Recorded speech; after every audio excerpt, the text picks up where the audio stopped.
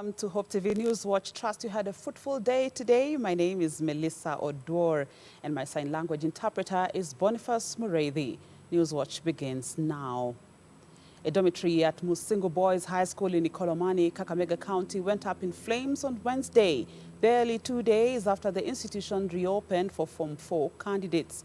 The dormitory, which houses over 500 students, caught fire around mid-morning when the learners were in class. There were no casualties reported. Police officers who arrived on the scene said the cause of the fire is still unclear as investigations commence. Sources within the institution also said this was the third fire at the school in a span of 2 years.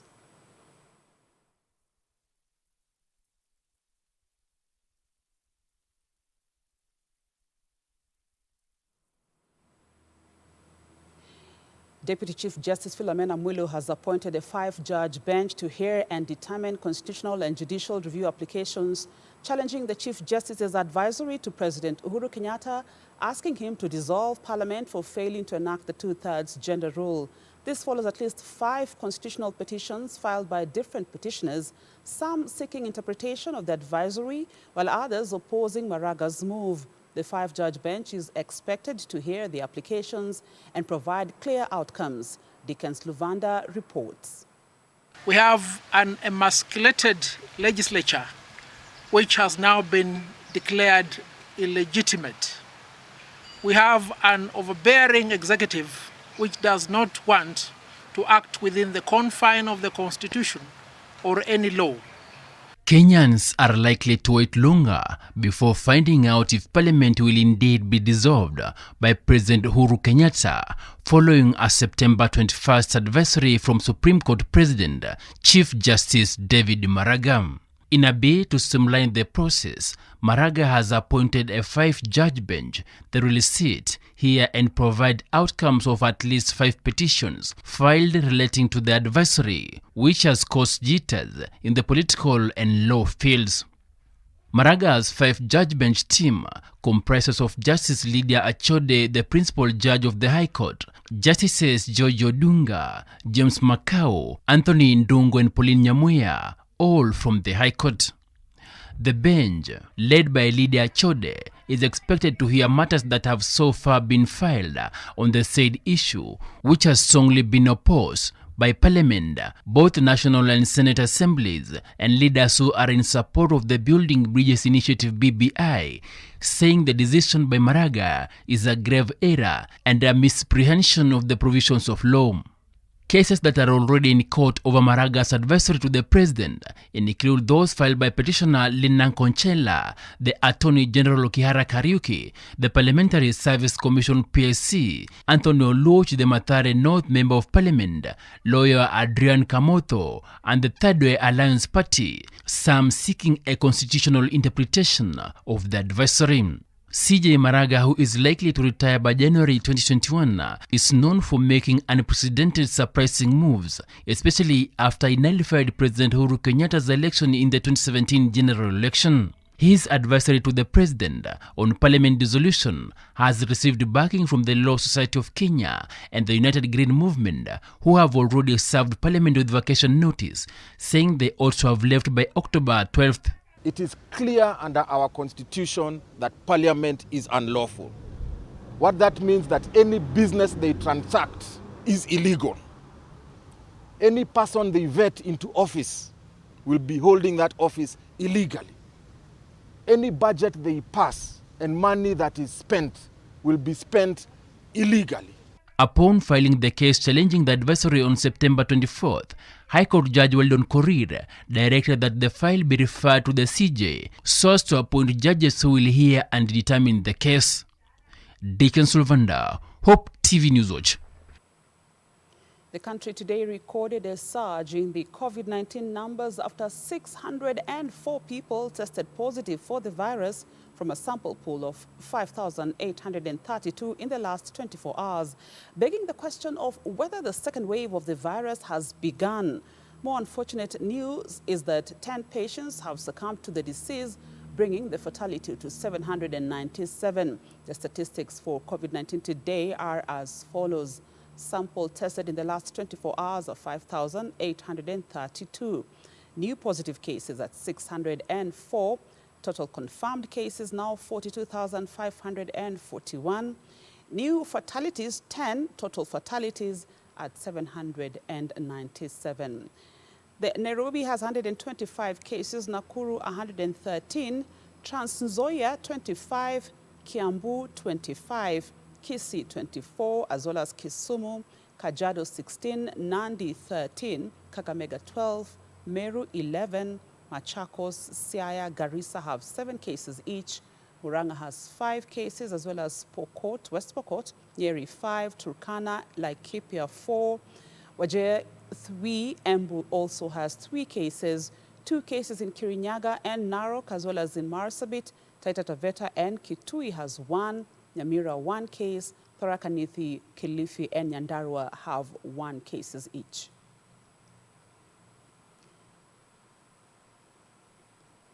President Uhuru Kenyatta, together with UK Prime Minister Boris Johnson, on Monday, the 12th of October, launched a call to action in a bid to raise at least $5 billion, an equivalent of 500 billion Kenyan shillings, to support education in the world's most vulnerable countries. The two heads will partner to co-host the UK G4's presidency landmark global summit, which will take place mid-2021 and will seek to urge world leaders to invest in getting children into school and build back better from coronavirus. Grace Ongoi gives us more details.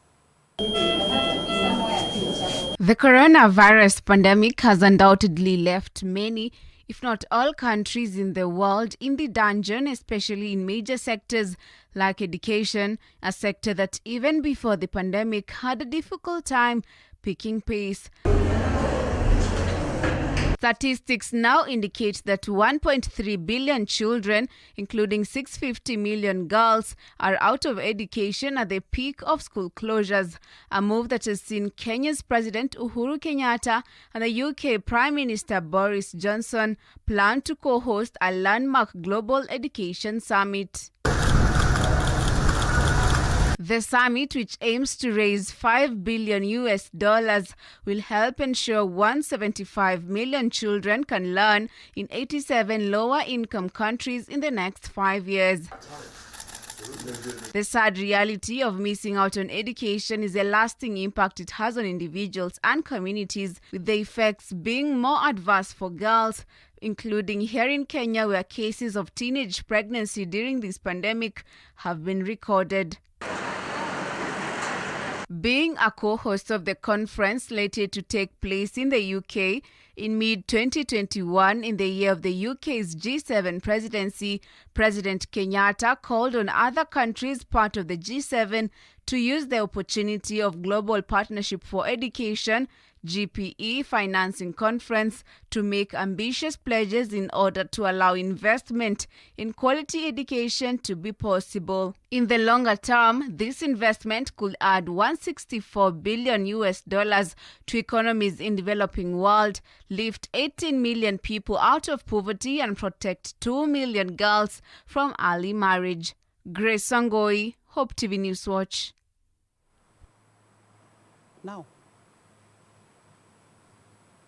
Now take a short break. We'll be right back with Newswatch.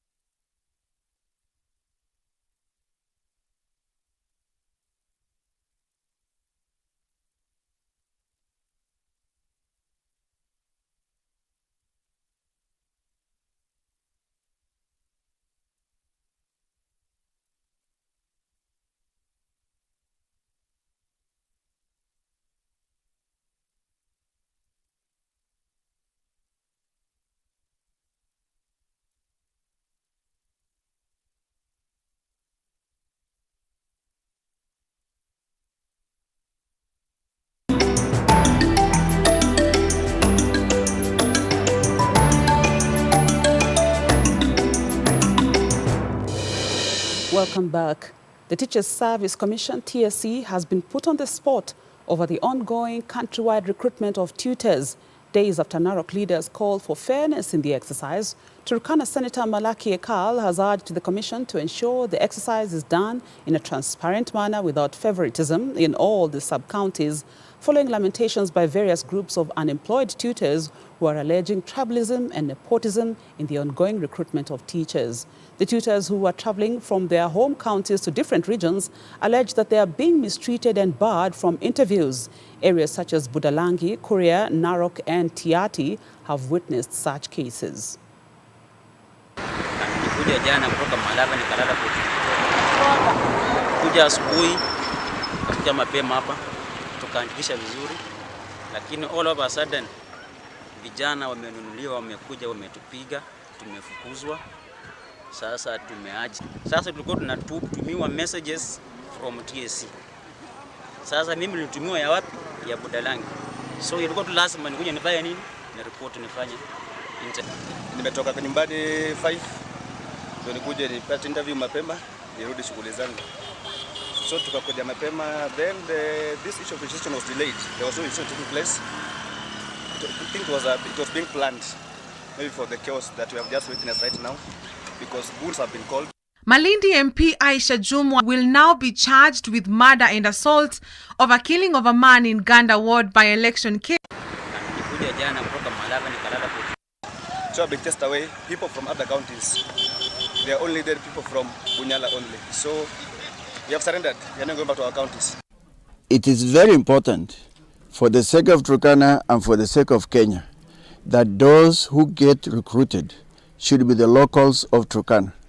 It is happening in all other counties, and Turkana should not be the exception. So I'm requesting those in authority, the TSC director in Turkana, the CEO of TSC, to make sure that Turkana people get preference when they are being recruited. Some directors of education in Narok County are actually taking the system or even using people in Narok to make us demerits or even give us a lower grade to the masses who are in Narok County or residents of Narok County. The Kenya Defence Forces KDF soldiers have been praised for their efforts, courage and selfless sacrifices they have made for the country. Defence Cabinet Secretary Monica Juma, in a speech to commemorate the KDF Day, particularly commended KDF soldiers deployed in Somalia, saying their sacrifices have made Kenya a respected member of the international community and urged them not to drop their guard. The theme for this year's KDF Day celebrations, marked at the Mariakani Garrison in Kilifi County, is Enhance Peace and Security through Civil-Military Cooperation. Alice Diana gives us this report. The 9th anniversary of the KDF Day was held on Wednesday at Mariakani Garrison in Mombasa County, bringing together soldiers and their families. The day is celebrated on October 14th of each year since 2011, when the KDF crossed into Somalia to secure Kenya's international border against the terror posed by Al-Shabaab in what was known as Operation Linda Inchi. KDF Day is celebrated to commemorate and celebrate our heroes, some of whom have paid the ultimate price while protecting their motherland. While acknowledging the support the Kenyan troops continue to offer to the Somalia communities in their areas of operation, Defense Cabinet Secretary Monica Juma urged them not to drop their guard, saying their success is key in restoring peace and stability in our neighborhood, the region and the continent of Africa. The CS said while the terrorist group remains a threat, its ability to operate has been greatly degraded since KDF entered Somalia. Since October of 2011, the KDF has made significant contribution to AMISOM's effort towards the changing the material circumstance on the ground in Somalia. The Al-Shabaab is degraded, although it still remains a threat. We have created space for normalization of life. We can attest to the restoration of governance and a growing capacity in Somalia. The CS in particular paid tribute to the soldiers for their ability to work in difficult environments away from their families, pointing out that symbolizes their unwavering love for the country and Kenya's duty of care for regional peace and stability. She also paid tribute to the families of the soldiers for allowing their sons and daughters to serve the country in Somalia and encouraged the soldiers to continue offering assistance to communities in Somalia where they are deployed, anchored on the ideology of improving the well-being of people. To you all, especially those in the front line and those that have served, this nation owes you a huge debt of gratitude. Today, Kenyans and those within our territory sleep easy because you watch over us. Kenyans can go about their lives with assurance because of your sacrifices. CS Monica at the same time assured the Kenyan troops that her ministry will continue to provide them with the requisite provisions to make their work easier and efficient. On behalf of the Ministry of Defense, reiterate our commitment expressed to them yesterday to work with them. In this regard, I want to assure them that they are part of the KDF and wider MOD family and that we shall be with them. Kenyans also took to various social media platforms to honor the gallant soldiers for serving the country diligently. For Hope TV Newswatch, I'm Alice Diana. The Office of the Director of Public Prosecutions, Nurdin Haji, has okayed a murder charge against Malindi Member of Parliament Aisha Jumwa and her aide over the killing of a man during Kilifi County's Ganda ward by-election in 2019. Jumwa will be required to undergo a mental assessment next week before being charged in court for murder. Our reporter Teresia Njenga has this report. Malindi MP Aisha Jumwa will now be charged with murder and assault over killing of a man in Ganda ward by-election chaos in 2019. The man was shot dead in a scuffle between rival Orange Democratic Movement Party supporters in Ganda ward in Malindi, Kilifi County in October 2019, but it is not clear who fired the killer bullet. Jumwa, alongside her bodyguard Okuto Otieno, reportedly stormed a meeting of ODM agents at a house belonging to the then ODM candidate Reuben Katana, who later won the by-election, and reportedly demanded to know why such a meeting was being held at night after the campaign period was over, before a shot that killed the man was fired. On October 17, 2020, Jumwa and Okuto were arraigned in court where they were granted 1 million Kenya shillings bond and a surety of a similar amount with an alternative of 500,000 Kenya shillings bail each after denying murder charges. According to the Mombasa regional head, Alois Kemo Jumwa and Geoffrey Okuto Otieno will face murder and assault charges over the fatal shooting of the man and injury of several people during the by-election. Chama cha ODM kingeniuliza ni nani ambaye watu wa Ganda wanataka, ningewaambia wanamtaka Abdurrahman. Reporting for Hope TV Newswatch, I'm Teresia Njenga. Kapseret MP Oscar Sudi has hit back at the police after he was grilled for hours at the DCI headquarters over the mysterious loss of 150 million shillings from the National Hospital Insurance Fund, NHIF. Police claim that 2 of Sudi's cars were bought by the money whose trail leads to NHIF accounts. The cash is believed to be part of false claims syndicate that has led to the loss of millions at the health insurer. Sudi has, however, slammed the DCI, saying he should be taken to court if they have substantive evidence against him. Wale investigators walikuwa wananiuliza maswali jana. I think niliagree na wao kwa sababu hawa ni watumwa. Waliuliza maswali zaidi ya 70. Nikashindwa maswali yote ni ya nini. Nilikuwa nataka niseme hivi. Kama kuna makosa yoyote wanipeleke kotini. Lakini I can assure Kenyans hakuna kesi hata moja ya kinoti ya DCI itapita kotini kwa sababu kotini sio kangaroo court. Hii mambo yote wanafanya ni kufrustrate watu, kusema huyu mtu ni wa fulani lazima tumsukume, sijui. Lakini niliuliza swali, mtasukuma watu ama mtasukuma mpaka lini? Hiyo ndio swali yangu kubwa. Ya mwisho, niliona wakisema ya kwamba hiyo pesa nilinunua na Range Rover na Lexus. For your information, mimi nilinunua Lexus yangu ya kwanza nikiwa 23 years old. This is my fourth or fifth Range Rover.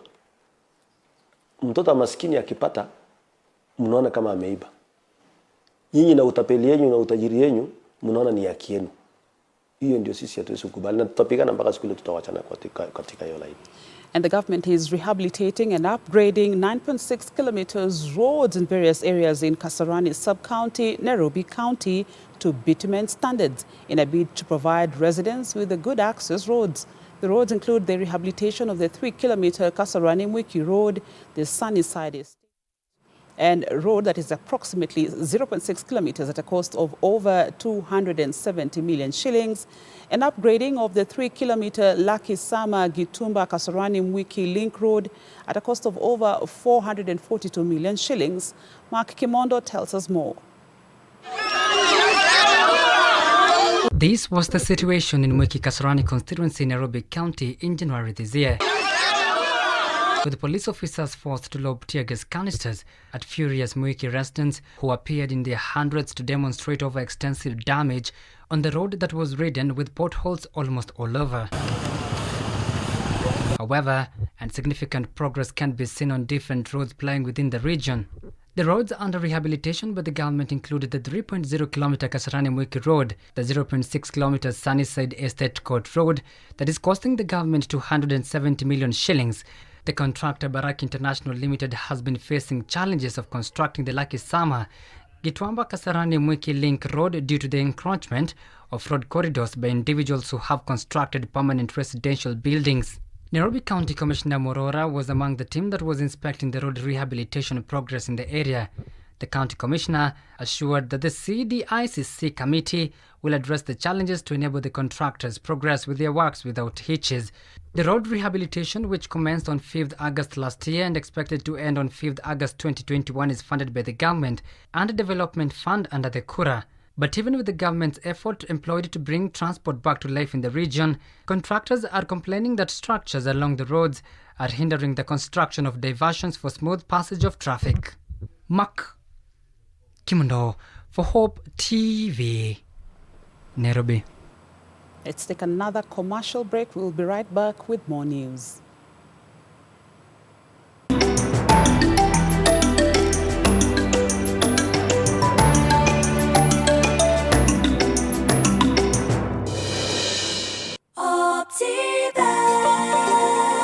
Are you looking to settle your family in an affordable, clean and serene environment?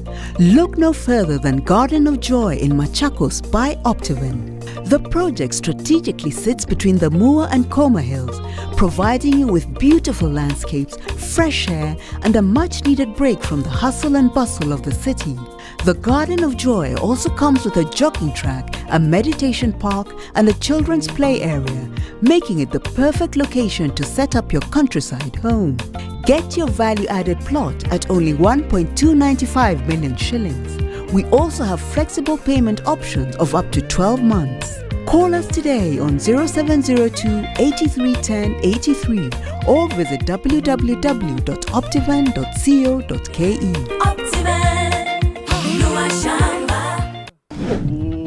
Nani alisema mimi si mtoto wa Mungu? Mimi nakwambia matajiri wanakuanga wametarau watu sana. Mtos, habari asubuhi? Nzuri sana. Unacho unaongea na milionia saa hii. Mimi nimekuja tu kukuambia sifanye tena hii kazi yenu ya nyumba. Mnaonanga ni kama mnanisaidia sana kunitreat kama slave. Awinja, fanya. Awinja, chukua awi. Okay. Mimi saa hii ni milionia pwani. Kopi chai kwanza. Chai ya nini? Chai. Nani anakuserve chai? Nani anakufanyia kazi? In fact hata naweza kukuandika kazi sasa hivi ukitaka. Equity wamenipikia. Wakaniambia you are the winner of 10 million Kenya shillings. Kitu tunataka tu kwako, tutumie PIN number yako, IT number yako na account number yako. Tunakufanyia nini? Tunakuwekea 10 million kwa account. So washaweka. Hawachaweka, sinataka kuwatumia hizo details. Unaongea hivi vyote ni kama wameweka. Wanaenda kuweka, kwani nachukua mtakani, nataka tu nikitoka hapa nje hata nishaota taxi.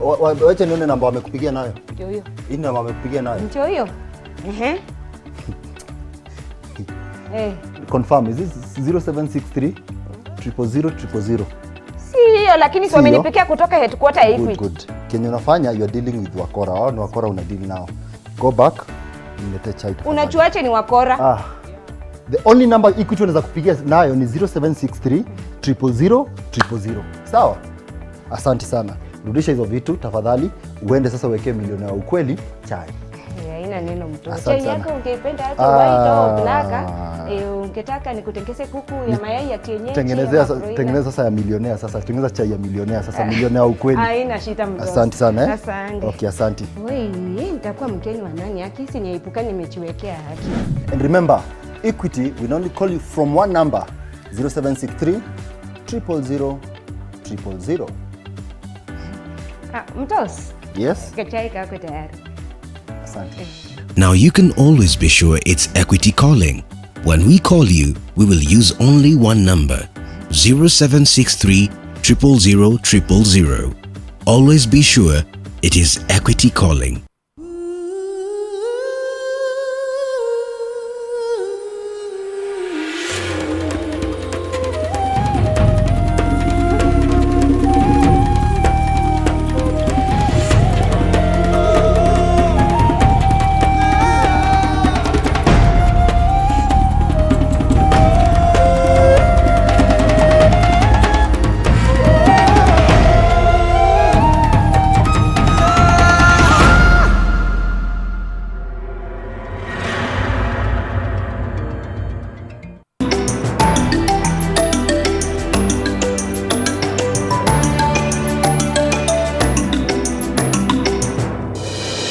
Welcome back. The Kenya Union of Post-Primary Education Teachers KUPPET Baringo chapter has called on parents who have plans to circumcise their male children during this period to consider postponing until next year. KUPPET Baringo Branch Executive Secretary Christopher Kimosop says this will ensure the children get enough time to join others in reporting back to school once the government announces resumption of schools following the reopening of Grade 4, Class 8 and Form 4 candidates this week. I only urge parents, especially those who have recently taken their children for initiation, to reconsider that thinking. Those who had taken their children prior to the announcement by the Minister of Education, CS Education, can be excused, and we can try to make arrangements and see how to accommodate these children, especially those in Class 8 and Form 4. But now, those who are thinking and planning for these children to be initiated after reopening of schools, I think that is an unfortunate decision which we should all try to encourage these parents not to proceed with. The 6-story modern Gikomba market being constructed by the government at a cost of over 493 million shillings is almost complete and may be opened to traders soon. The Nairobi County Commissioner Flora Moria, who disclosed that the government will embark on the construction of phase 2 of the Gikomba market to accommodate traders who will miss stalls in the first phase upon its completion. The market committee has as well been asked to ensure that the allotment of the stalls is done in a transparent manner.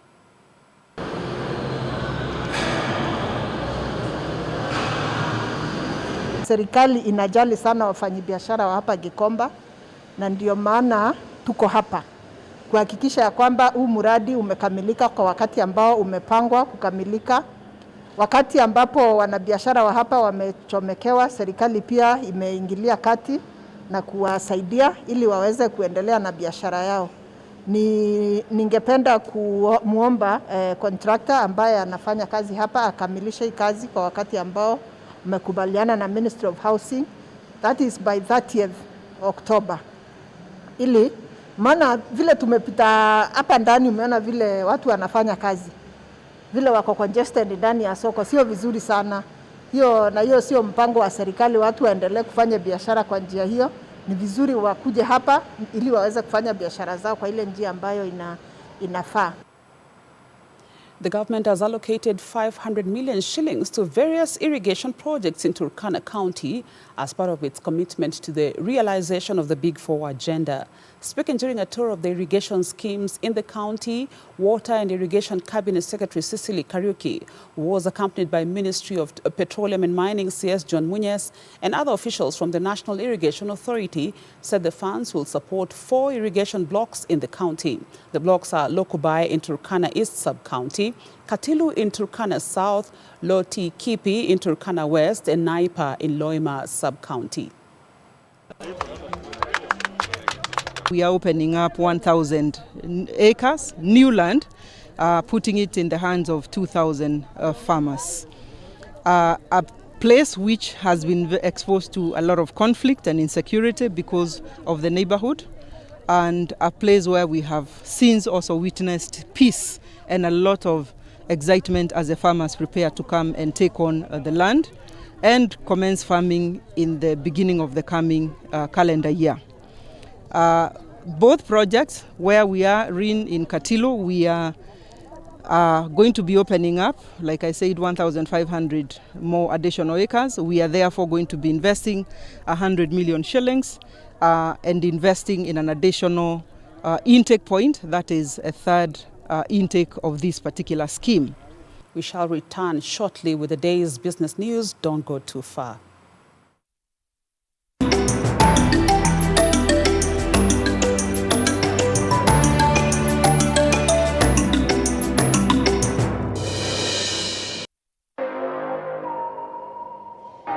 Stand. You just stand. Even when weak, even when stressed up, even when tired, even when weary, even when afraid, just stand. Having done all, stand. We welcome all ladies for the CITAM Joint Women Ministry Fellowship hosted by CITAM Thika Road, where Christ is the answer. This will take place on the 17th of October 2020 from 3:30 p.m. to 5 p.m. We shall be live on Hope TV, Hope FM, and on CITAM Thika Road social media pages, Facebook, YouTube, and Instagram. Mam Ada Adoyo will be speaking on the topic, having done all, stand. Expect great sessions of praise, worship, and life-changing testimonies. Ladies, don't be left out. Hashtag stand.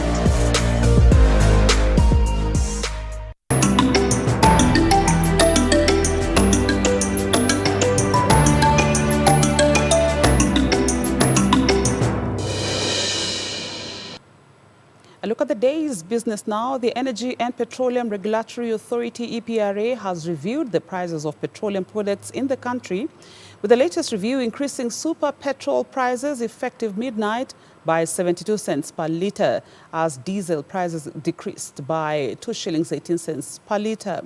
The review, however, does not affect the price of kerosene, which remains the same all over the country. According to a statement from the EPRA, the prices of kerosene remain unchanged because there was no cargo discharged at the port of Mombasa between the 10th of September and the 9th of October. In Nairobi, a litre of super petrol will retail at 107 shillings 27 cents, diesel by 92 shillings 91 cents per litre, while kerosene will sell at 83 shillings 73 cents per litre. In Mombasa, a litre of super petrol will retail at 104 shillings 86 cents per litre, diesel at 90 shillings 53 cents per litre, and kerosene by 81 shillings 37 cents per litre. While those in Kisumu will now pay 107 shillings 88 cents for a litre of super petrol, 93 shillings 77 cents for diesel, and 83 shillings 60 cents per litre for kerosene.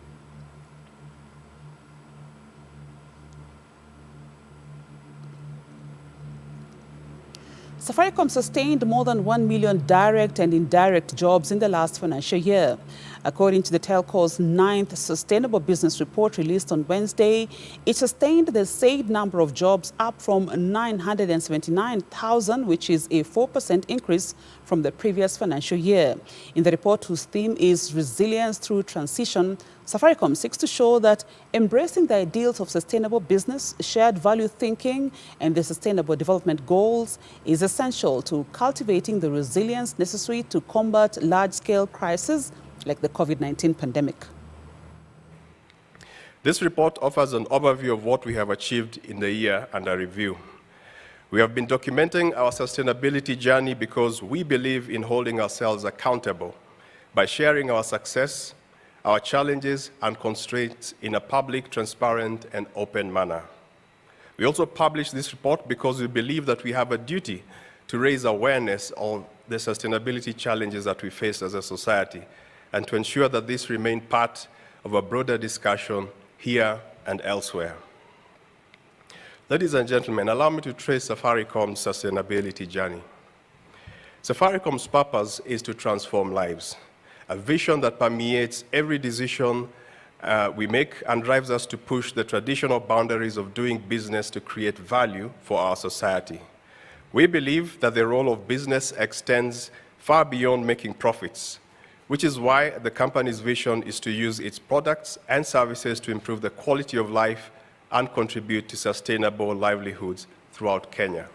And the Kenya Association of Manufacturers, KAM, has launched the strategic business plan for the establishment of a plastic producer responsibility organization, PRO, in Kenya.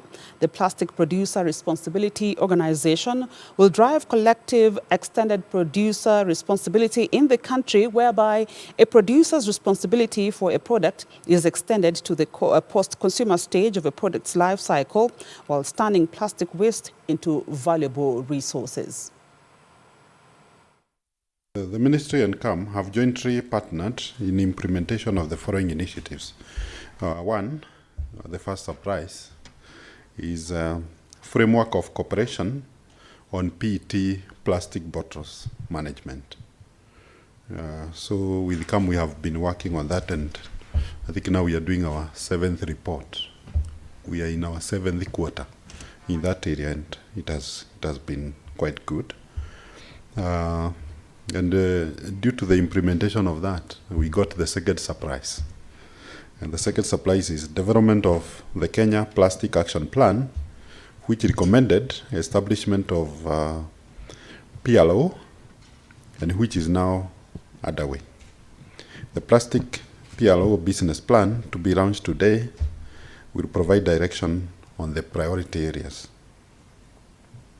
The ministry has championed development of sustainable waste management policy, bill and e-waste strategy as the initial documents in transitioning to circular economy. We welcome Kenya that it takes such an advanced and forward-looking role. Reducing plastic waste stands symbol of your commitment. It is a daring show of transition to the circular economy. We are happy to be part of the journey that Kenya is undertaking. We value the role of the private sector. We also believe that the private sector cannot do it alone. Research, technological skills, facilitating legal frameworks, helpful financial incentives, they are all part of this endeavor. It is about co-creation. That in itself requires an attitude that is so symbolic for innovation, a willingness to learn, to explore, to experiment, and to test. So yes, we need Kenya as a partner, like we need other countries. Alone, we will definitely not succeed. It is this notion of self-interest that I believe a partnership needs to be built on. It is all about mutual interest. Let us make the collaborative spirit visible in working for a circular economy. Let's take a short breather now to usher in sports news.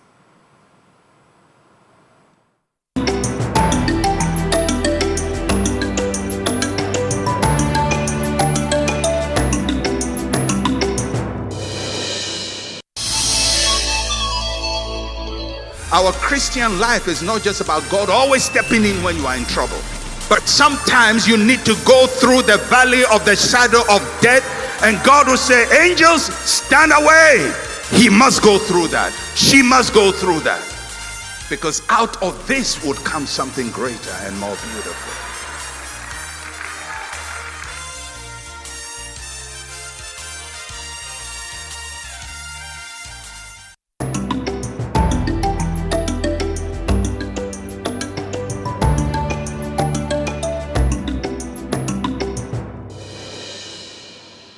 To sports now, England are battling to find an opponent for the next international break after New Zealand pulled out of a friendly at Wembley.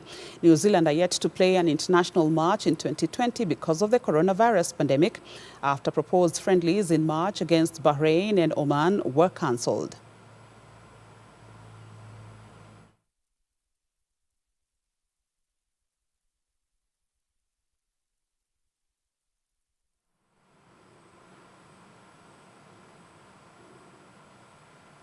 Spain suffered an ugly 1-0 defeat to Ukraine in the UEFA Nations League at a raucous Olympic Stadium in Kyiv after Viktor Tsigankov came off the bench to hand Ukraine a 1-0 victory, taking David de Gea by surprise by firing home from outside the area.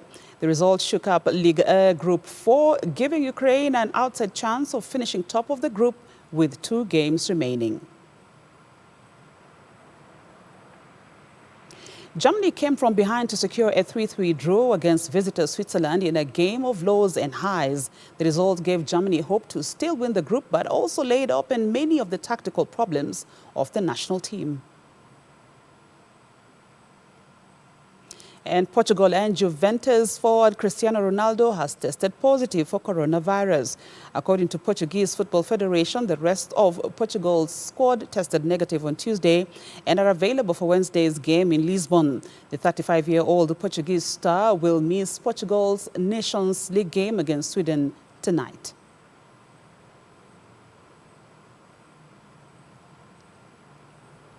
With that, to come to the end of Newswatch tonight. My name is Melissa Odor. My sign language interpreter has been Boniface Mureithi. Thank you for keeping us company. Have a wonderful evening.